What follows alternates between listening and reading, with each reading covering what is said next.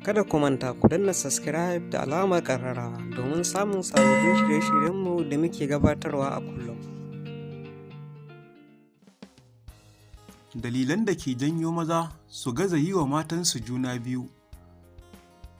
Assalamu alaikum wa rahmatullahi ta'ala wa barakatuhu. Barkanmu da sake saduwa a wannan lokaci a cikin wani sabon shirin namu. A baya ana ɗora laifin ɗaukar ciki akan matan aure a cikin wasu al'ummomin. A binciken da masana harkar kiwon lafiya suka gudanar ya nunar da cewar bayanan da suka samo akan maza ma'aurata da aka yi musu gwajin akan rashin yi wa matansu ciki a shekaru 10, yawan mazan ya ƙaru. Wata barazana da masanan suka gano ita ce ƙarancin da kyawun maniyyin da maza ma'aurata suke fitarwa a yayin saduwa da iyalinsu ya ragu. Binciken ya kuma gano cewar a bisa ƙididdiga, kashi 50% na ƙalubalen rashin haihuwa da ma'aurata ke fuskanta ana danganta hakan ne akan rashin samun juna biyu, kuma ya fi ƙaruwa akan maza saboda manyantar da suka yi.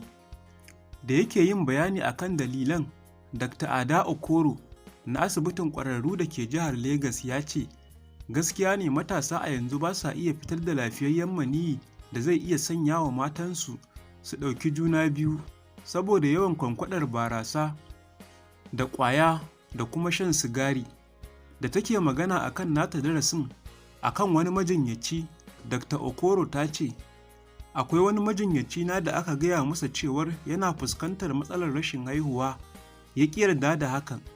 Ta ce, mun baiwa sakamakon wani majinyaci kuma mun ɗauki dogon lokaci muna yi masa bayanai, amma ya ƙi yarda.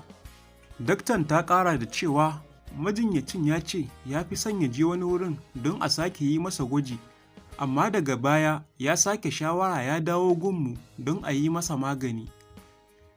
Har ila yau, wani jami'in kiwon lafiya da ke jihar Legas, Dr. Uche Okonyi, ya jaddada maganar Dr. Okoro, inda ya danganta hakan akan sabon canjin rayuwa da wasu mazan suka runguma, inda hakan ya sanya ba sa iya fitar da maniyyi mai kyau.